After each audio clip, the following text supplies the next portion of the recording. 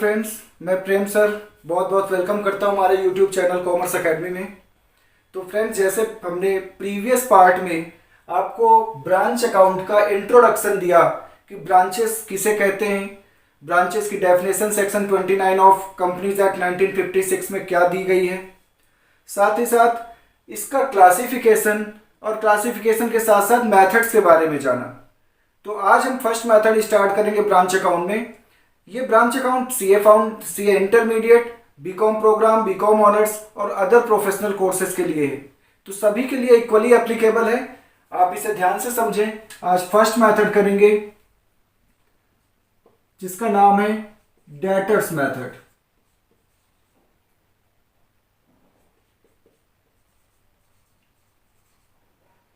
अब जिन्होंने first part नहीं देखा वो आई टैब पे क्लिक करें, उन्हें फर्स्ट पार्ट वहां पे मिल जाएगा। तो डेटर्स मेथड है ब्रांच अकाउंट में सबसे पहला मेथड, और इस सिस्टम में हमें मेनली दो अकाउंट बनाने होते हैं। वो कौन कौन से हैं? अंडर दिस सिस्टम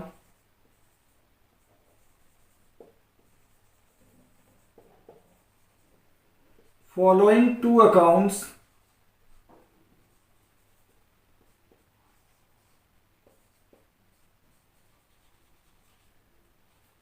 are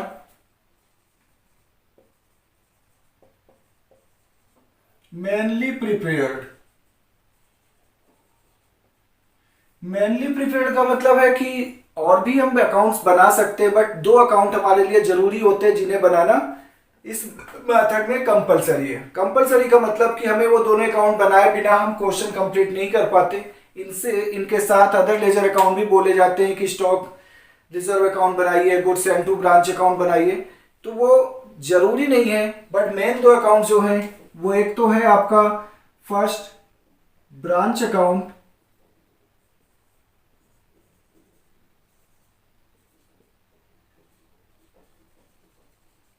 और दूसरा है ब्रांच डेटर अकाउंट, जो कि इधर मैं आपको बताऊंगा।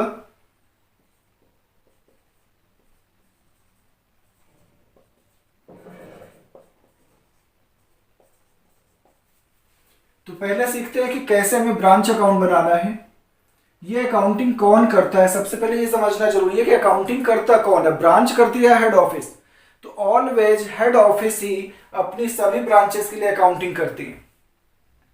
सारा जितना भी डाटा है वो ब्रांच हेड ऑफिस को भेजता है, और हेड ऑफिस उस ब्रांच से आए हुए डाटा से अपनी अकाउंटिंग सेपरेट सेपरेट ब्रांचेस के लिए कर रहा है। मान लो हेड ऑफिस हमारा दिल्ली में है, और दिल्ली से हमारी 4 ब्रांचेस हैं, एक चंडीगढ़ है, एक जयपुर है, एक कानपुर है, एक लखनऊ है। तो हम अलग अलग ब्रांच के लिए, like Chandigarh branch account, Lucknow branch account, Kanpur branch account, इस तरीके से अलग अलग ब्रांच के लिए अकाउंटिंग करते हैं। ठीक है, तो मान लीजिए हम लखनऊ ब्रांच अकाउंट या कोई भी ब्रांच अकाउंट बना रहे हैं, तो कैसे बनाएंगे? ऊपर हमें लिखना होगा in the books of head office.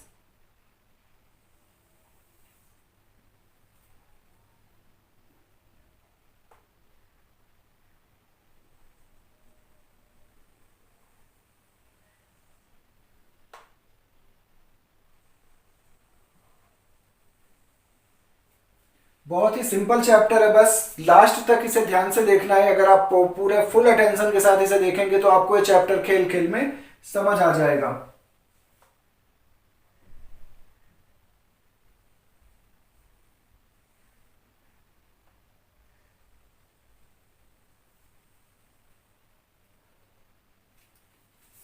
ये डेबिट साइड और ये क्रेडिट साइड। पर्टिकुलर्स अमाउंट और पर्टिकुलर्स अमाउंट।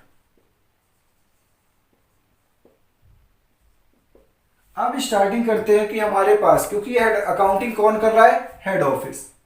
अभी हम इसे एट कॉस्ट बनाएंगे, फिर सीखेंगे कि अगर हमें इसे इनवॉइस प्राइस पर बनाना हो तो कैसे बनाएंगे। कॉस्ट प्राइस पर अलग और इनवॉइस प्राइस पर अलग। 90% दोनों मेथड में सेम है, कॉस्ट और इनवॉइस प्राइस पे। इनवॉइस प्राइस का मतलब होता है एक तरह से selling price, means cost price में अगर प्रॉफिट मार्जिन ऐड कर दिया जाए तो इनवॉइस प्राइस आ जाता है। तो एट कॉस्ट पहले सीख रहे हैं कि हमारे पास हमारे ब्रांच में at the beginning of year क्या क्या ओपनिंग बैलेंस है। तो ओपनिंग बैलेंस एसेट्स के हैं तो डेबिट साइड में दिखाना है, to balance BD brought down. अब ब्रांच में ओपनिंग में क्या क्या हो सकता है, ब्रांच में ओपनिंग में स्टॉक हो सकता है जो प्रीवियस ईयर का बचा हुआ है, साथ ही साथ डेटर्स हो सकते हैं, कुछ पैटी कैश भी हो सकता है छोटे छोटे खर्चों के लिए, कुछ fixed assets like furniture, machinery तो नहीं होंगी बट फर्नीचर हमें रखना ही होता है, बिना फर्नीचर के काम नहीं चलता, और कोई प्रीपेड एक्सपेंस है। तो ये सारे क्या हैं, ओपनिंग बैलेंस ऑफ एसेट्स है, एसेट्स हैं इसीलिए तो हमने इन्हें डेबिट में दिखाया। ठीक है, फिर इनका सम करके हम दिखा देते हैं बाहर। ये तो ओपनिंग एसेट्स के बैलेंस हो गए। अगर ऐसे ही ब्रांच में कोई at the beginning of year liability है तो लाइबिलिटीज का ओपनिंग बैलेंस हमेशा क्रेडिट होता है, इसलिए हम ओपनिंग बैलेंस इधर दिखाएंगे लाइबिलिटीज का बाय बैलेंस BD, जिसमें अगर कोई क्रेडिटर्स हैं ब्रांच के ओपनिंग तो यहां दिखा दें, कोई आउटस्टैंडिंग एक्सपेंसेस है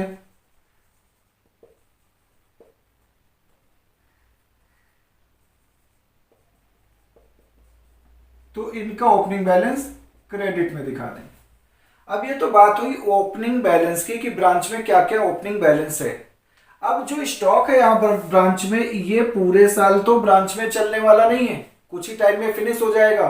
तो हेड ऑफिस क्या करता है, हेड ऑफिस अपने ब्रांचेस को स्टॉक सप्लाई करता है, गुड्स भेजता है बेचने के लिए।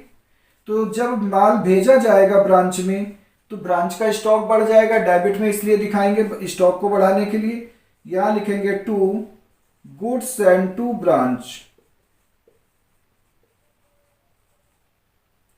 Goods and to branch. जितना माल हेड ऑफिस ने ड्यूरिंग द ईयर ब्रांच को भेजा है, जितना गुड्स भेजा है वो आप डेबिट में दिखा देंगे। केवल गुड्स ही नहीं भेजता हेड ऑफिस, बल्कि हेड ऑफिस अपने ब्रांचेस के सारे खर्चे भी भेजता है। खर्चे कौन से होते हैं ब्रांच में, लाइक ब्रांच बिल्डिंग, ब्रांच की बिल्डिंग का रेंट, ब्रांच स्टाफ की salary, branch electricity bill, branch telephone bill, बहुत सारे खर्चे जो भी ब्रांच के होते हैं हेड ऑफिस वो पैसे भी अपने ब्रांच के लिए भेजता है। तो यहां दिखाएंगे to bank account remittance,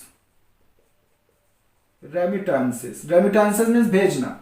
expenses के लिए तो ब्रांच के कौन कौन से खर्चे, लाइक ब्रांच बिल्डिंग का रेंट हेड ऑफिस ने भेज दिया, ब्रांच स्टाफ की सैलरी हेड ऑफिस ने भेज दिया, और कोई भी अदर एक्सपेंस या पैटी एक्सपेंसेस के लिए भी कुछ पैसे भेज दिए, पैटी कैश, पैटी एक्सपेंसेस के लिए।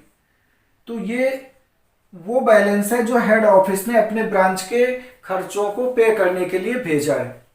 अब हेड ऑफिस से जो भी भेजना था हेड ऑफिस ने भेज दिया।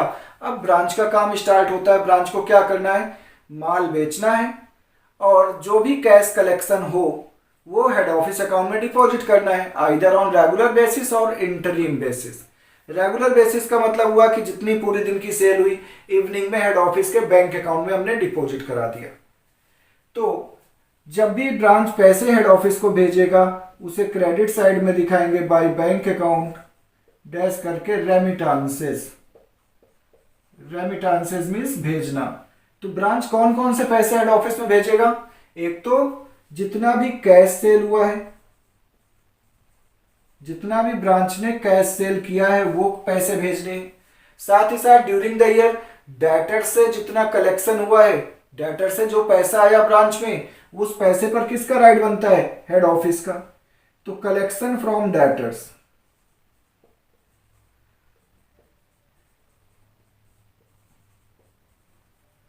तो डेटर से जो कलेक्शन हुआ वो पूरा पूरा हमें हेड ऑफिस में भेज देना है। अब हेड ऑफिस में हम पूरा पैसा क्यों भेज रहे हैं, क्योंकि ब्रांच के खर्चों के लिए तो हेड ऑफिस ने पैसे भेज दिए, तो ब्रांच के एक्सपेंस तो इसमें से पे नहीं करना।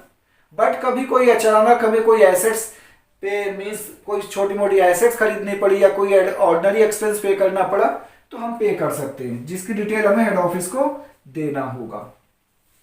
अब ये समझते हैं कि जो माल, जो गुड्स का स्टॉक हेड ऑफिस ने भेजा, कई बार उसमें से कुछ थोड़ा बहुत गुड्स डिफेक्टिव निकल जाता है, ब्रांच में पहुंचा, रास्ते में डैमेज हो गया या डिफेक्टिव ही निकला, तो ब्रांच उससे क्या करेगा, वो माल वो हेड ऑफिस को वापस भेज देगा। तो अगर ब्रांच में स्टॉक आता है तो डेबिट में दिखाते हैं, अगर ब्रांच से स्टॉक का आउटफ्लो हो, स्टॉक जाए, तो क्रेडिट में दिखाते हैं। तो हम यहाँ पर सेम नेम यूज करते हैं, goods send to branch, credit side में by goods send to branch. यहां पर हमें बताना है कि हम क्या लिख रहे हैं, यहां पर रिटर्न टू हेड ऑफिस। हमने जो माल यहां जो आया था हेड ऑफिस से, उसमें से कुछ माल हमने अपने हेड ऑफिस को ही वापस कर दिया बीइंग डिफेक्टिव। या कई बार हेड ऑफिस के इंस्ट्रक्शन पर एक ब्रांच से माल दूसरे ब्रांच में भी भेजा जाता है। जैसे दिल्ली हेड ऑफिस है, दिल्ली के बाद दिल्ली का मान लो कानपुर और लखनऊ 2 ब्रांचेस हैं, दोनों नियर बाय अराउंड 100 किलोमीटर के डिस्टेंस में, बट दिल्ली से तो दोनों ही 400 और 500 किलोमीटर के डिफरेंस में। तो अगर मान लो हमारी एक कानपुर ब्रांच है और हेड ऑफिस दिल्ली से कॉल आई कि कानपुर ब्रांच से कुछ माल लखनऊ ब्रांच में भेज दो, वहां जरूरत होगी, हेड ऑफिस से भेजने में टाइम लग सकता है, वहां स्टॉक आउट की कंडीशन ना फेस करनी पड़े, तो क्योंकि हेड ऑफिस का ऑर्डर है तो हमें अपनी ही ब्रांच से कुछ माल अदर ब्रांच में भेजना है, तो सेम नेम यूज करेंगे, by goods send to branch